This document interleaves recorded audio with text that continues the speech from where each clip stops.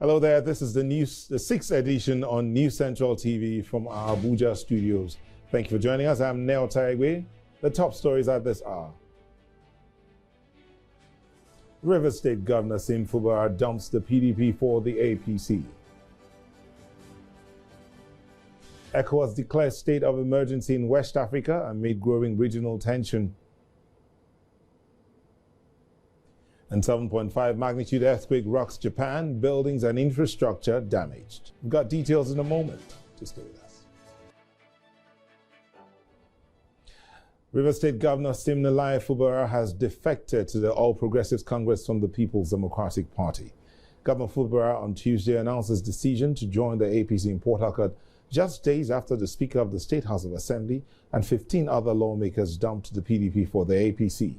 Our correspondent Biola Festus joins us from Port Harcourt to give us more details on this.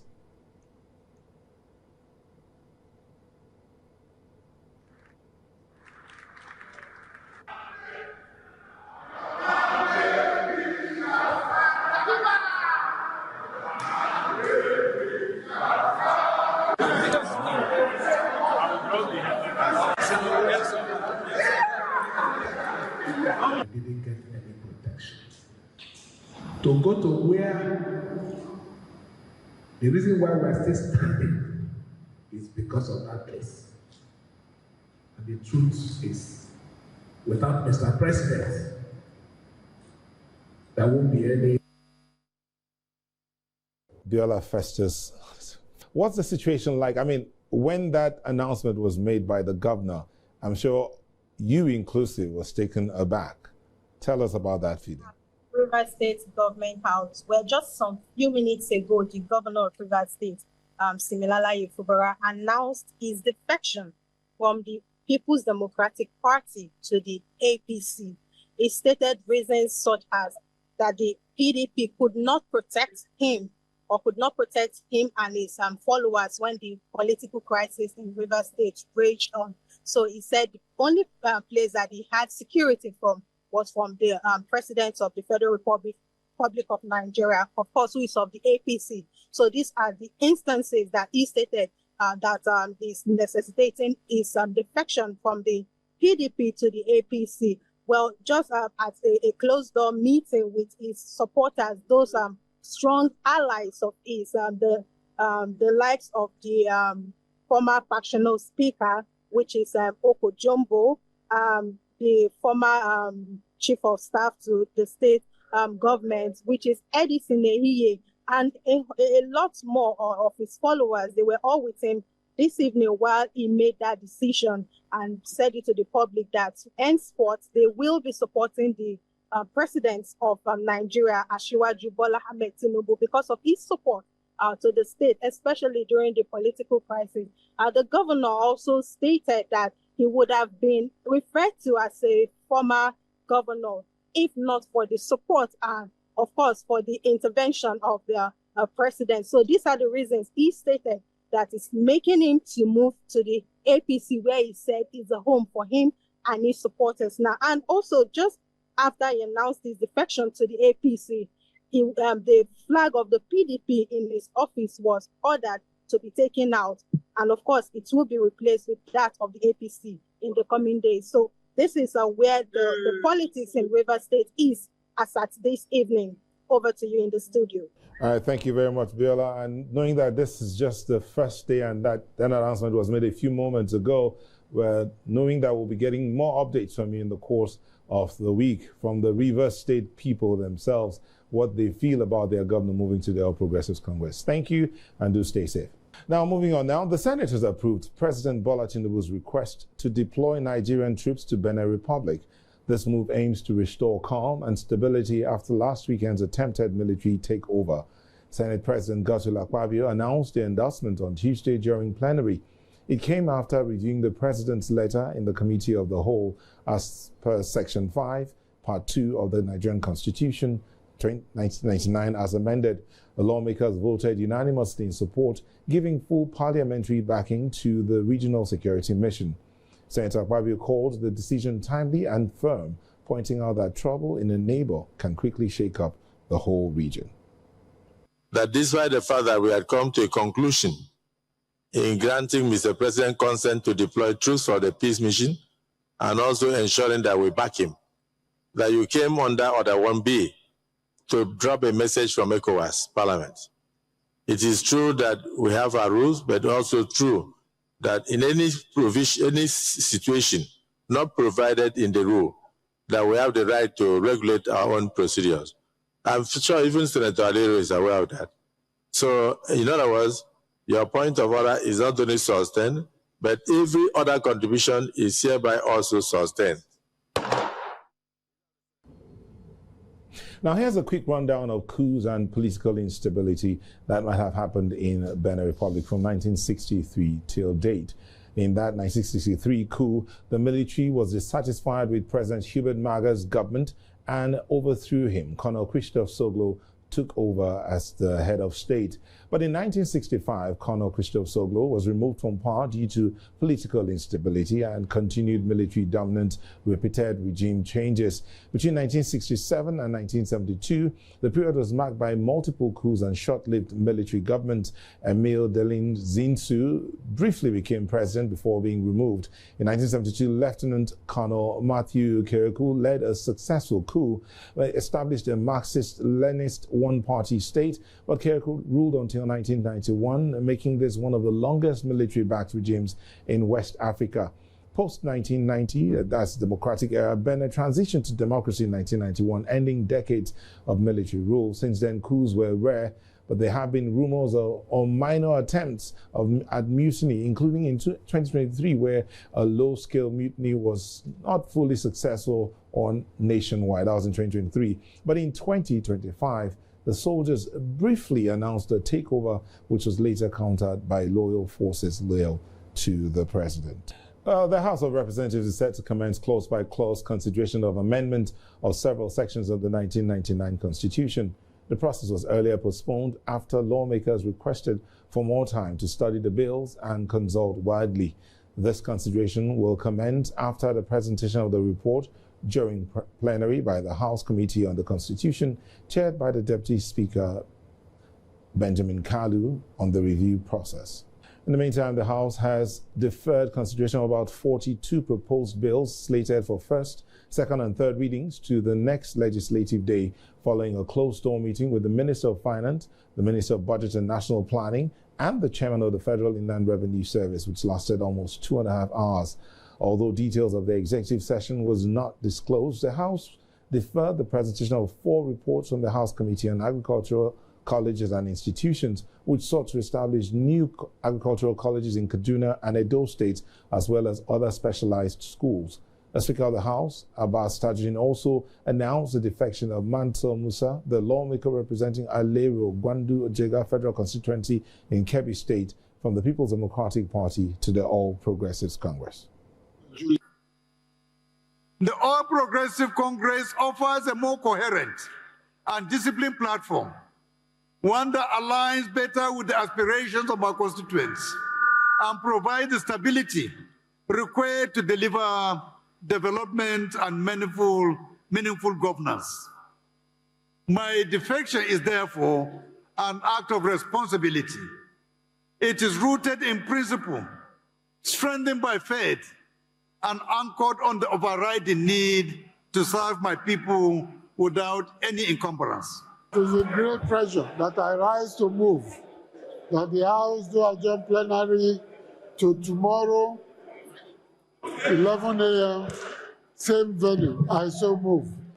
While appealing to the clerk and the secretariat to delete the other part of announcement, which is not part of our programs today, I hereby second that we should do adjourn till tomorrow, 11 o'clock.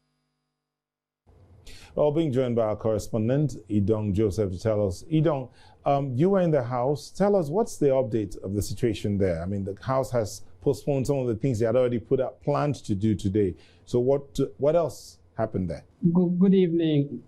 From the House today, we're expecting that the Constitutional Amendment Bill, about 44 of them, are going to be considered today. And according to the statement that the House gave last week, saying that it's going to commence consideration of the constituents today, this week. We're hoping that that was going to happen.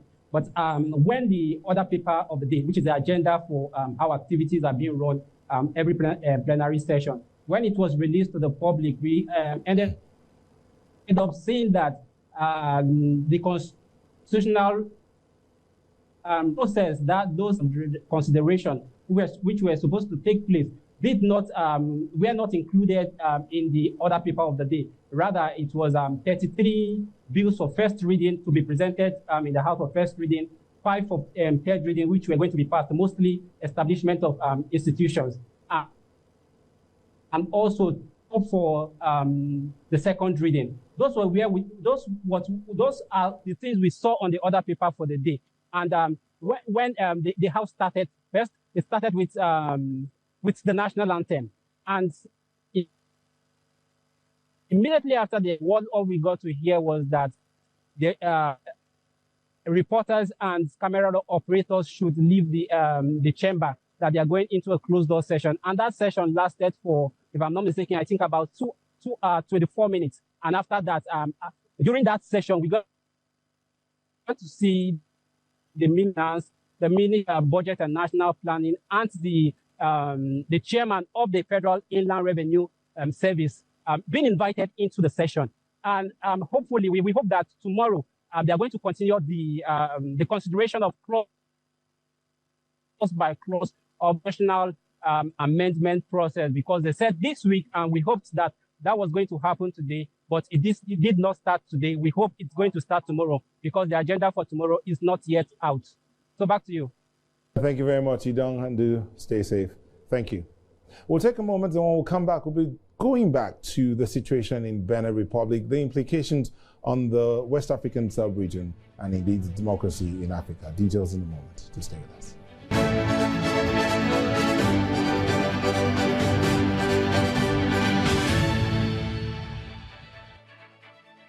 Welcome back. I said earlier that we'll be going back to the ECOWAS sub-region. Now, the community, that's the Economic Community of West African States, has declared a state of emergency across West Africa to tackle the ongoing or growing instability. ECOWAS Commission President Omar Toure announced it on Tuesday at the 55th session of the Mediation and Security Council in Abuja. The meeting came in response to recent coups and attempted mutinies shaking the region. Toure stressed that these political upheavals highlight the urgent need for serious reflection on democracy's future and stronger security investments throughout West Africa. Last month, military officers in Guinea-Bissau grabbed control of the government and halted the electoral process right after the presidential election as people waited for results. On Sunday, soldiers in Benin Republic announced that they had taken over the government. Hours later, the Nigerian Air Force stepped in to help restore constitutional order. Would you like this version tweaked? No, we would like to tweak the West African Democratic region's democracy and see how it works. But here are a few cases where regional blocs or coalitions declared emergencies, intervened or mobilized because of coups, mutinies, or regional political instability. ECOWAS in Liberia, 1999 to 1997.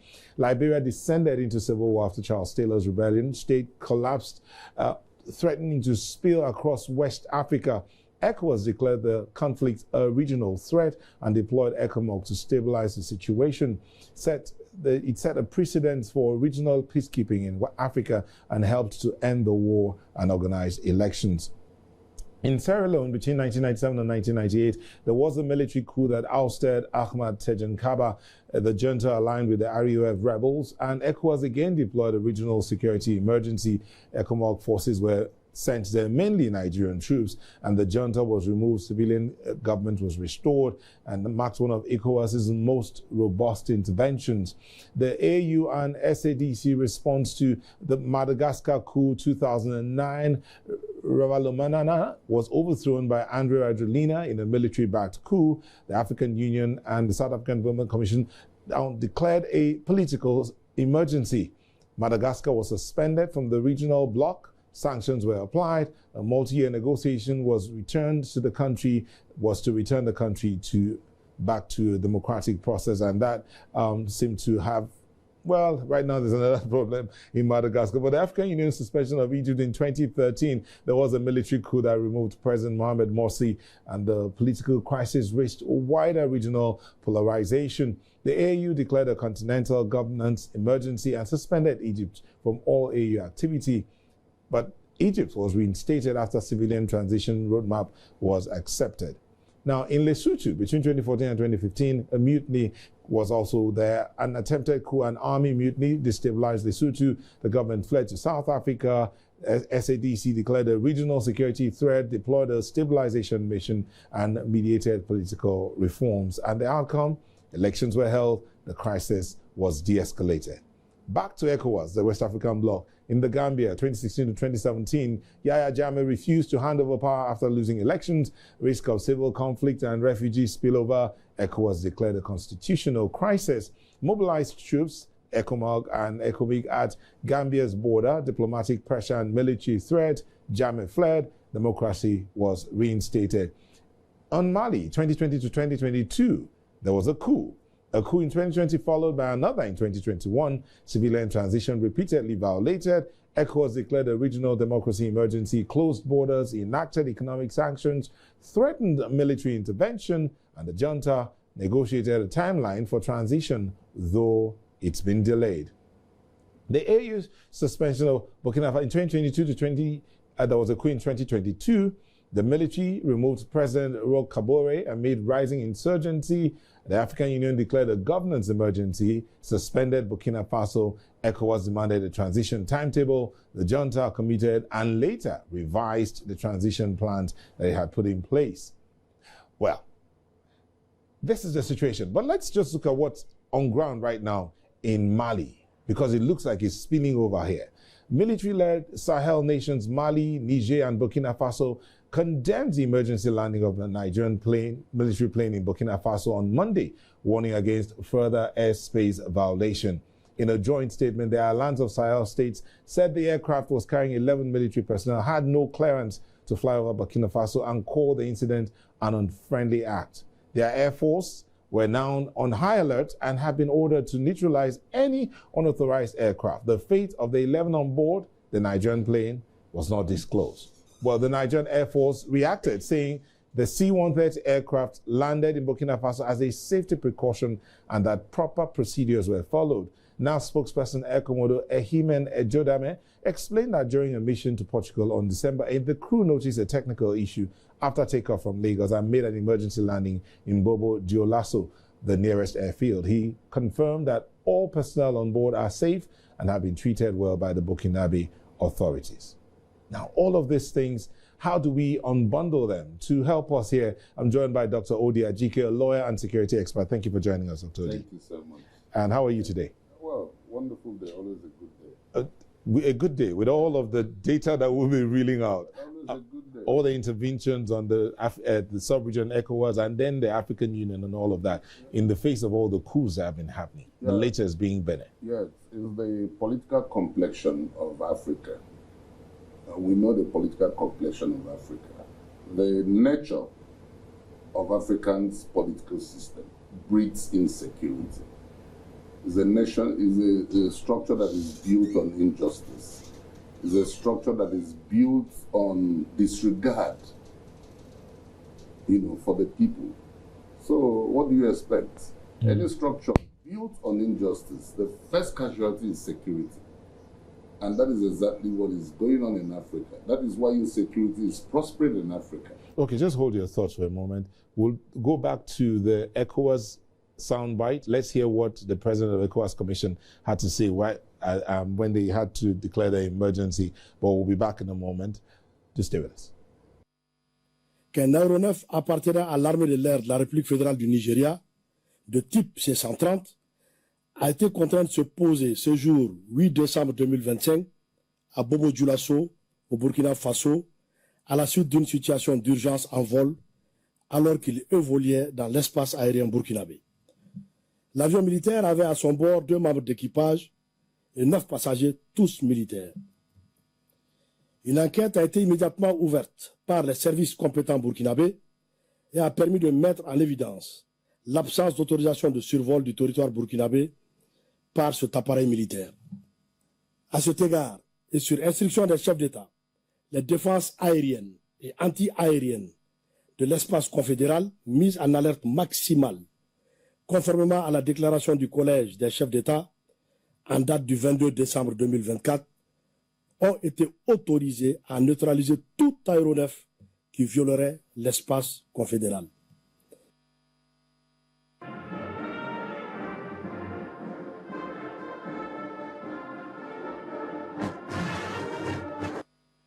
Thank you very much. The ECOWAS anthem.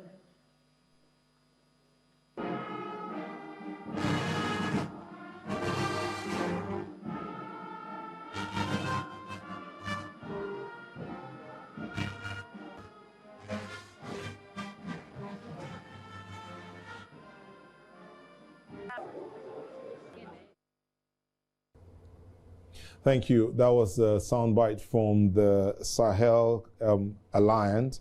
I'm talking about the plane that landed in Nigeria. According to them, the Burkinabé authorities are insisting that they did not give permission to Nigeria to land or fly over Burkina Faso. But back here, we're talking about the nature of Africa's democracy. Yeah. But before democracy came into Africa, there was governance. So what changed? Okay, governance is all-encompassing. Before democracy emerged in Africa, the structure, the nature of the African states is a structure that is built on injustice. That is why, as I said, insecurity prospers in Africa. Now, look at the alliance of Sahel states. They are cooperating today, coming together for a common good. The ECOWAS regional system is also for a common purpose for all the states within the ECOWAS region. We have the Central African Republic. Now look at the way leaders are foisted on the people. And remember, there are no new spaces, so people must crack spaces for themselves within existing states. There are no new land anywhere. So it is bred by injustice. Injustice is a fundamental issue. Okay. Yes. So let's leave the coups and look at the outcome of that attempted coup in Benin Republic. Yeah. Howbeit, stability has been restored. The democracy has been restored. For now? For now. Yeah. But now, Burkina Faso has grounded Nigeria's plane. Yeah. Now, the Nigerian Air Force says they had a situation, they were not in Benin, they were going to Portugal, and discovered a technical issue and had to land at the nearest airport, which is a regular thing when you have in air travel. If you have a situation, you land at the nearest airport. Protocols, there are all manner of protocols there. But now Burkina Faso says, or the Sahel states say, there was no permission to that effect. So who do we believe now? Do we believe that the owners of that particular sovereignty where the plane landed? They are the ones who should believe. They are the ones who have told the world that they never granted permission for the transport plane to land.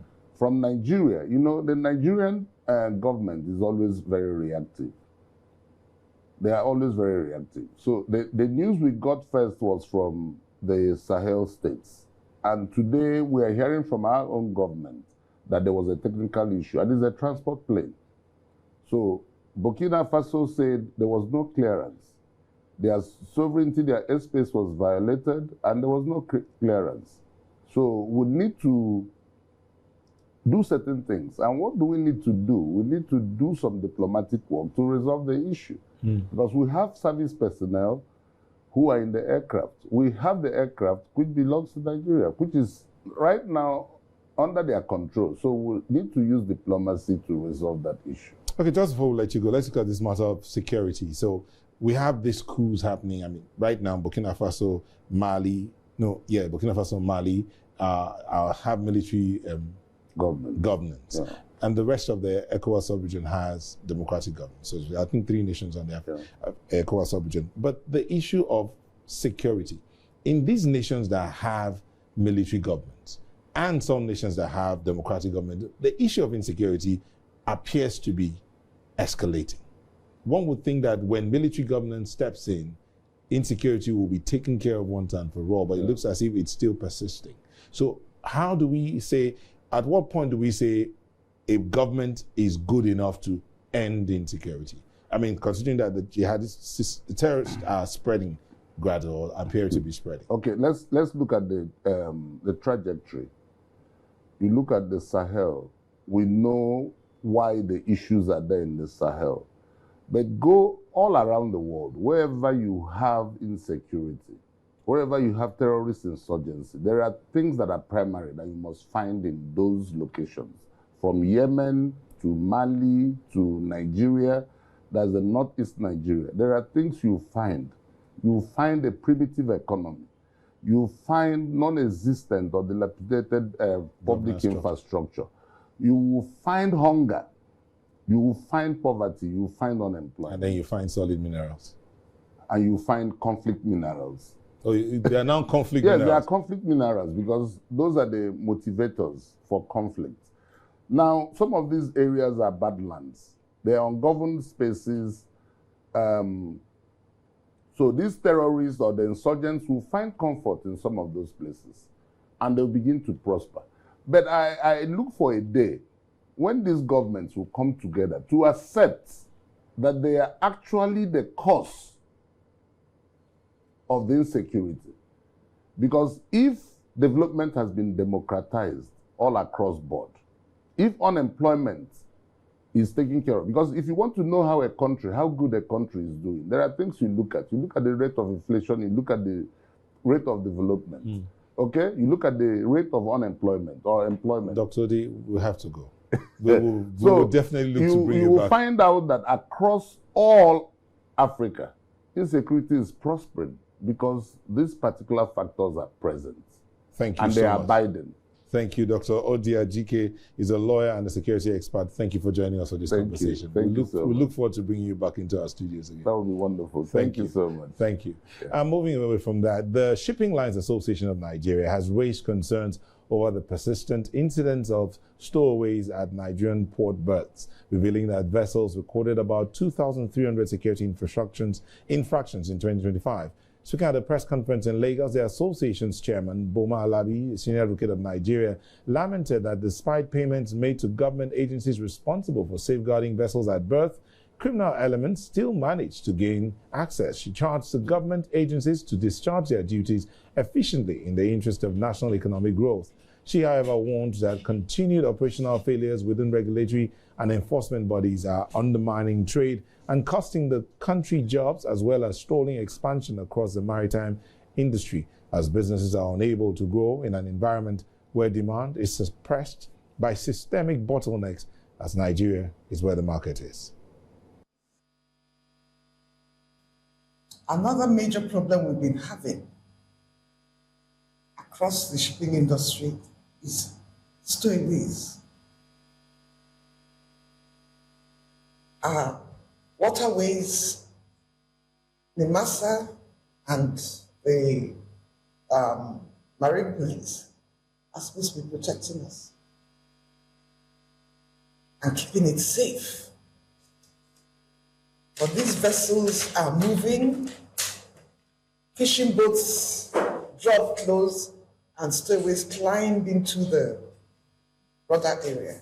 It's dangerous for them. People are losing their lives. The ship that is moving will not be aware that you have entered there. Then they land somewhere and there's a stowaway. The port authorities find them. So then you have the ship owners have to repatriate the stowaways back to Nigeria. At a cost. NIMASA, Marine Police, they are supposed to keep the waters safe. Why are you penalizing me for people who boarded my vessel, who sneaked into my vessel? Do you understand? It doesn't make sense. And it's just an unfair policy that needs to stop. Protect my vessel from stowaways. You're not. Then on top of that, you're penalizing me. You're making me bring them back at my own cost. And then you're fining me on top of that. we think about it, how does it make sense? It doesn't make sense. So that's the policy that needs to change. Government needs to think about it. So education, the Senior Staff Association of Nigerian Universities has urged the federal government to improve security on Nigerian campuses and provide comprehensive insurance for all staff. The association made this known via resolutions reached at the end of its 53rd National Executive Council meeting held at the University of Jos. In a signed communique, SANU raised alarm over rising insecurity in schools, citing recent kidnappings in Niger and Kebbi State. Our correspondent Bettina Nweli reports. The National Executive Council of the Senior Staff Association of Nigerian Universities has condemned the persistent marginalization of non-teaching staff in end allowances and renegotiation processes. It insists that the 50 billion naira agreed in the 2022 MOU must be released immediately, warning of a total industrial action in 2026 if the government fails to present a credible offer by December 31st. We have set a deadline between now and the end of 2025 that if federal government refuses to invite us and conclude discussions on this 2009 agreement as it affects SANU, we will shut down the system. We are not ready to go back to universities in 2026 without any tangible offer given to us so that we can also survive like human beings. SANU rejected proposed PPP plans for campus services, saying past models have led to job losses and poorer welfare, and demanded that no staff be downgraded or pushed into inferior employment. SANU therefore demands that predictable and adequate funding, timely releases, and strict accountability mechanisms to ensure that the resources directly address critical needs in teaching, research, infrastructure, digital systems, and administrative services. Without decisive government action, the decay of university infrastructure will continue to undermine national development and the future of Nigerian youth. SANU has reaffirmed its commitment to dialogue, but says it will take lawful action when necessary to defend its members. In Abuja, for News Central, Bettina Nweli.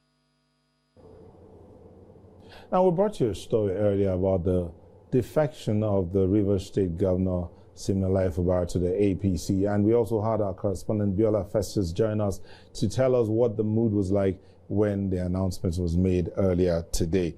Now we're going back to Rivers State again to our correspondent Biola Festus, who is on the streets talking to some of the residents of Port Harcourt about what their reaction is to the governor's defection. Biola?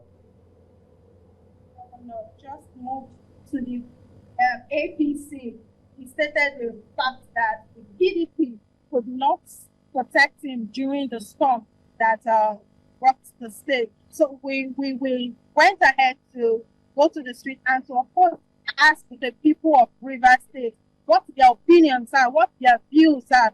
We've been following the stories. We've been following how Rivers State has been in crisis for up to a year or more. So we have a resident of Rivers State right here with me, Sophie Fubara. Thank you so much for joining us. Now, the governor just joined the APC. Did you, as a resident of this state, see it coming? Well, not the symbols or it's all over, because his colleagues in the other states, the other states, so many of them have left the PDP and joined the APC. And since he's a very strong politician in this part of the world, I think it's just good that he followed suit with what his colleagues have been or joined recently. So okay, that is not news anymore. Apart from following suit what his other colleagues are doing, now would this be better for Rivers people? Is it a change of political party that Rivers people actually need at this moment? Well, not really a change of political party, but it will be very good if we have this symbiotic relationship with the assembly. Now, recently there was news that those in the legislature, the House of Assembly people, they also defected into the APC, which is okay. So since we want this coherence, let the governor and the House of Assembly people have coherence, have a very good working relationship. But if they join the APC and also decide to join the APC, well, it's good for us because we've been having this back and forth politically. This is what they're saying, the governor is not done the projects, all the back and forth. So if they can come to an alliance and join the same political ship, well, why not? It will help the state and to move us forward. We want peace and development, basically. Thank you so much for joining us. So, alliance, it says, will this calm the storm that has been rocking the state? Would it be better for Rivers people? A resident just told us that at least the legislative and, of course, the assembly will be on the same page. Now, well, On Your Mandate We Shall Stand has become a popular song for Nigerian politicians recently, and of course, Rivers State just joined in that song. Over to you. Thank you, Biola, and thank you. Do stay safe. Back to the studio here, let's talk about Kano, where overdependence of water is placing communities in the state at serious risk, as a recent well accident in Badume Kanawa village in Beche local government area of the state led to the death of 3 men. The men who lost their lives while attempting to redig a well, which is not the first case, as 4 days earlier, a 10-year-old boy, Hassan Haruna, from Danbata local government area of the state, also lost his life after he fell into another well. An investigative tour of the 2 communities revealed long-standing water scarcity issues, which have forced citizens to search for self-help solutions in a bid to provide water for their families. News Central's Emmanuel Bagudu reports. Located along the federal highway connecting villages in Bichi and the Wakinkudu local government areas of Kano State, many of these communities have been identified to suffer from regular water shortages. For many residents of Jigawangano in the Wakinkudu local government area of Kano State, it's a Herculean task getting water as the dry season compounds the situation. Akalla za a samu kaman shekara kaman 20. Warre ko shi ake sha, ake cin abinci, ake wanka da wanki, kaga ga masu wanki ga masu diba. Da kuma abinci da ake a wannan. Su ma ana ba su. A wannan duk kowa ne ka diba su ana ba su. To gashi nan rani ya zo. Yanzu rani ya zo duk suna iya karewa a zauna a yi zaman jira. Rashin ruwan yana da janyo mana rashin zuwan yara makaranta da ke cikin wannan gari namu. With well accidents now trending and children increasingly becoming more vulnerable, recent cases like that of Bichi involving 65-year-old Saidu Gada, his 20-year-old son Sani Isiaku, and 60-year-old Yakubu Abdullahi, who all died in a bid to redig a well, has now become a source of worry. Also, a 10-year-old boy identified as Haruna Hassan recently fell into a well and died in Dambata local government area of the state. Wallahi a yau ma mutum sau uku ko? Anan ma yaro ya taba fadawa amma bai mutu ba. Haka ne? Fada kuma gwargwadon iko ana yi. Kaga ko kana da yaro ba za ka iya cewa ba zai yi wannan abun ba tunda ba zai yi a idan ka ba. Fada kuma za ka iya masa. Residents are calling for help as the dry season climaxes following increasing water scarcity. With the Kano State government announcing key interventions through a collaboration with the French government, it is hoped that these communities will have water soon. In Kano for News Central, Emmanuel Bagudu. Still to come, Kenya activists march in solidarity with Tanzania. We'll bring you details in a bit. Stay with us.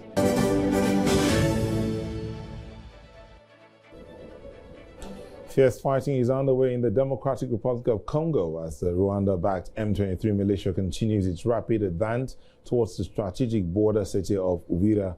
According to military sources, M23 and their Rwandan allies are now about 15 kilometers north of Uvira, closing in fast compared to 30 kilometers just on Monday. This resurgence of violence follows closely on the heels of a peace agreement signed between Kinshasa and Kigali, overseen by U.S. President Donald Trump in Washington. Local people described a state of growing panic as bombardment struck the hills above the city, several hundred thousands of residents. Kenyan rights activists were arrested outside the Tanzanian High Commission in Nairobi on Tuesday after a demonstration in support of the people of Tanzania.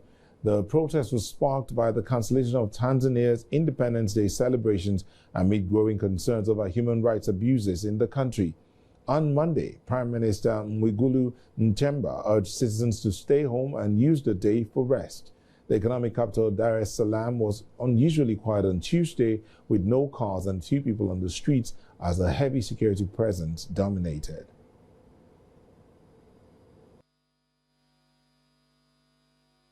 We are here as patriotic citizens of Kenya. We are here as members of Jumuiya. We are here as activists.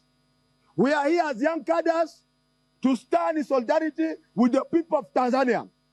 We know very well that Samia Suluhu do not want people of Tanzania to come out and celebrate their democracy and fight for their democracy. We are here on behalf of our brothers and sisters who have been denied their right to peaceful assembly, their right to speak out. We are here now to speak out on behalf of the people of Tanzania.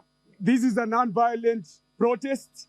We are lending voices to Tanzanians that today, a day that should be marked as Independence Day, the president has cancelled the celebration. This is indeed very clear abuse of power. You should allow Tanzanians, especially the young Tanzanians, to celebrate what their founding fathers fought for. And the International Criminal Court has sentenced a Sudanese militia leader to 20 years in prison for committing war crimes, including attacks on civilians and widespread human rights violations. The court had already convicted Ali Mohammed Ali Abd al-Rahman, also known as Ali Kushaib, of 27 counts of crimes against humanity and war crimes, including rape, murder and torture in the Western Darfur region between 2003 and 2004. Prosecutors presented evidence of mass killings, forced displacement, and other acts targeting vulnerable communities, while the defense argued mitigating circumstances. Stand up, please, Abd al-Rahman. The Chamber sentences you to a joint sentence of 20 years. The Chamber would have pronounced a higher sentence had it not been for the mitigating circumstances discussed above. That sentence is passed unanimously.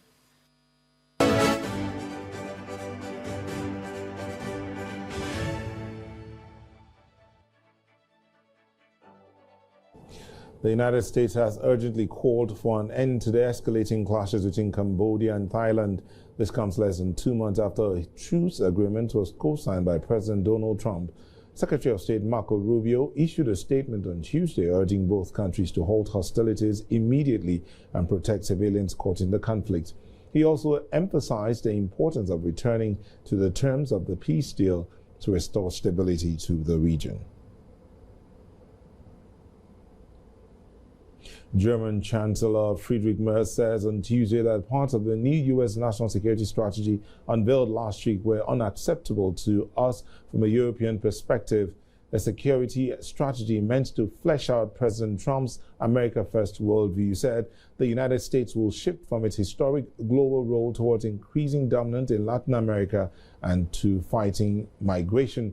It harshly described Europe as being overregulated, censorious, and facing civilized erasure from migration, and criticized European institutions, which it said undermined political liberty and sovereignty.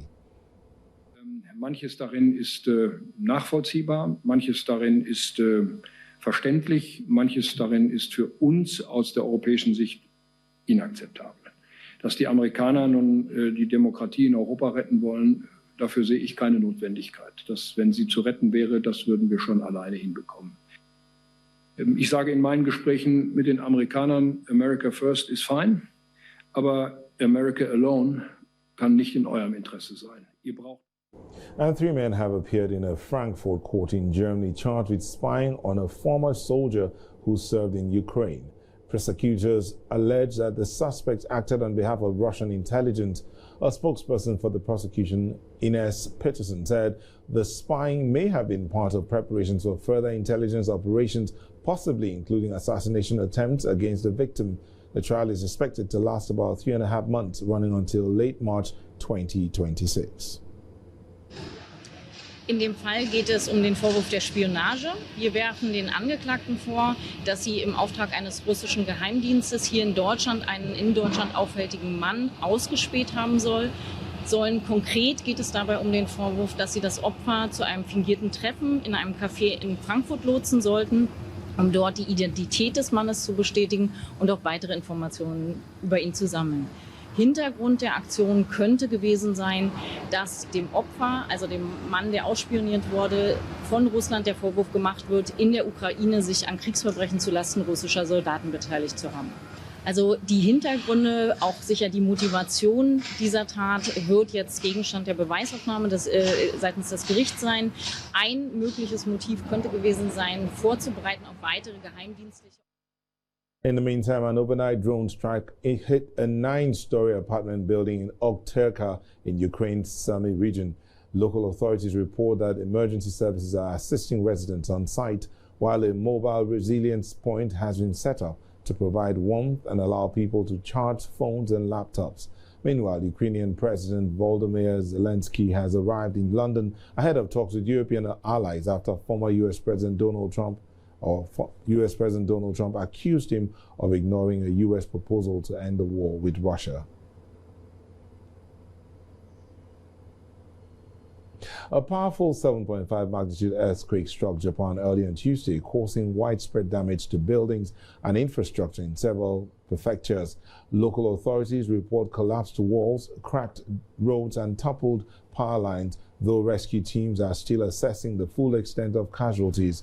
Residents in affected areas were evacuated as aftershocks continued throughout the morning, prompting temporary closure of schools, businesses, and transportation networks. Emergency services have deployed search and rescue teams, while the government urges citizens to follow safety protocols and avoid non-essential travel. Japan's Seismic Monitoring Agency continues to track aftershocks, warning that additional tremors could exacerbate structural damage in already weakened areas. That's on the 6th edition today. Thank you for watching. Here's a recap of the major stories. Rivers State Governor Siminalayi Fubara defects to the APC. ECOWAS declares state of emergency in West Africa amid growing regional tension. 7.5 magnitude earthquake rocks Japan, buildings and infrastructure damaged. We'd like to hear from you. Send us your eyewitness report to the WhatsApp number on the screen and follow us on social media. We're at News Central TV. You can watch News Central live on DSTV channel 422, GoTV channel 23, Star Times 274, Avo TV, and YouTube. Many thanks for watching. See you again. I'm Ody Ajike.